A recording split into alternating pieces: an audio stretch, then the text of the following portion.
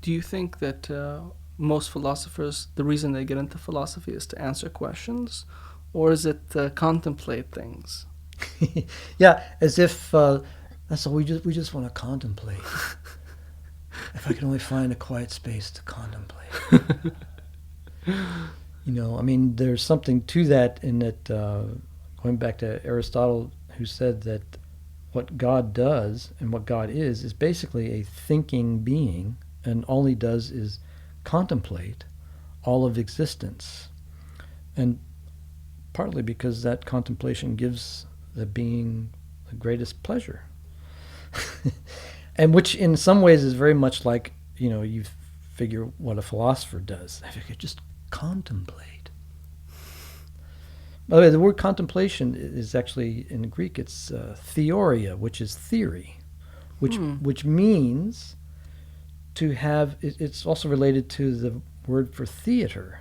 You can see the relation of theory and theater. Okay. Theater is where you have, this sort of space where you have a view of the whole of what's going on. You're looking onto a world, so to speak, and you're experiencing that world in the theater. So when you're doing theory, you're actually contemplating the systematic relationship of all things in the world. Well, you just blew my mind. Good. As if the world is a kind of theater that you are sort of watching that's what contemplation is. And when you're doing that, you get pleasure from doing that, because when you are performing the activity that is most peculiar to you as a species, right? And that is to use your reason. When you're using that, you are most happy. If you're not using that, you're not going to be happy. You're not using what it is you are designed and able to do. If you were a cow, for example, it's okay. You don't need to contemplate you don't need to have the theater of the world in front of you. As Aristotle says, bovine existence is not for human beings.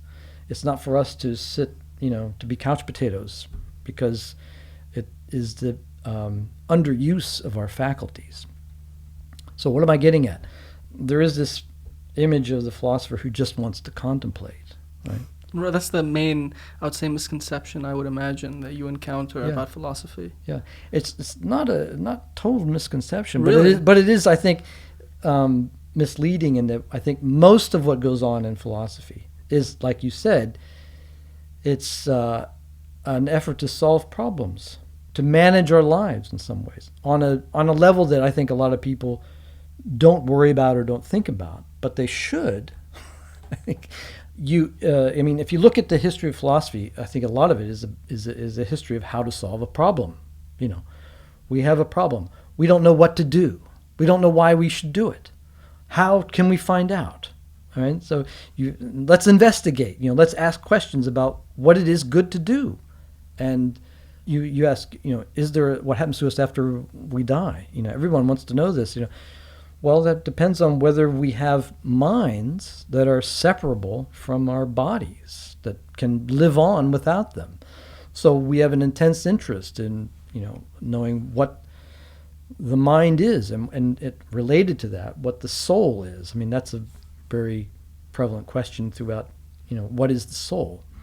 There are other reasons to be interested in what the mind or soul is, but that's one, these things come up as problems that we're interested in that need to be solved. Do you think if humans found a way to solve death and live forever, do you think people would become bored of life eventually? Well, I think, there's something to be said for that. There's something to be said about our finitude that makes it urgent that we do something. Unless, I suppose, if you're a nihilist, there's nothing urgent to do. Yeah. But if you want to, if you don't have enough time to do what you want to do, you might feel a sense of urgency to do it. You want to have experiences, you want to realize certain values, and so on. And you can't do everything you want. You have a limited time to do it, and that gives life a certain urgency. It also can also make it difficult to know what it is that is worthy of life if it just ends after a certain period, right? So we might try to figure out how to live in view of the fact that, all of our lives will be extinguished eventually. So maybe there is an afterlife, but if not, can we live in a meaningful way in view of our eventual extinction? And that's a hard question, but I think you can. I think you can do that. How do you do that exactly? Why is it just by accepting the inevitability and moving forward and just saying, look, there's nothing I can do about this, but I'm here now, and I'm just gonna keep doing what I'm doing because it gives me satisfaction? Yeah, I think that's a very good answer. I mean, I think that so there's one question that a psychiatrist used to ask his patients who were having sort of existential difficulties. He would say, "So why don't you kill yourself?" Right? Is this Alan Watts? No, it's Viktor Frankl. Okay. Wrote a book that was very influenced by called "Man's Search for Meaning," which is the sort of American title. The real title is a psychiatrist survives a concentration camp. Oh shit. So you think about life as a concentration camp, and you can survive. You can live meaningfully in view of But he thought that if you could answer that question, then you wouldn't, your existential doubts would dissipate, because you would have a reason to keep going on in the view of your eventual death. So you do, in a way, have to. I think it's important to accept, and I think you can accept that you're going to die, whether there's an afterlife or not. I think it's important to accept it. Well, regardless, you are going to die. It's a fact. True. Right? And I think it's important to live life according to what we do know, and we do know that you're going to die. And so I would orient myself around that. But I don't want to focus so much on death either, because I think there are worthy things to do in life, and I think they are things like, love, for example. And why is that worthy to do? Right? I think it brings us some pleasure, but I think it means that I'm not the only thing in the world that matters. Yeah, I think a lot of meaning that we derive usually comes from other people. If I do something for myself, it might gain me a certain kind of satisfaction. Yeah. But when I am doing something for other people, my satisfaction is much higher. And I think that's why people in third world countries and developing nations get much more satisfaction, because let's say a guy, he has a job, he's not doing it to go live in his apartment alone in a skyscraper in New York. He's doing it to feed 20 people in his family. Yeah. And he's not really thinking about the purpose of his life. He's just moving forward and trying to survive, and I think there's a lot of satisfaction in that.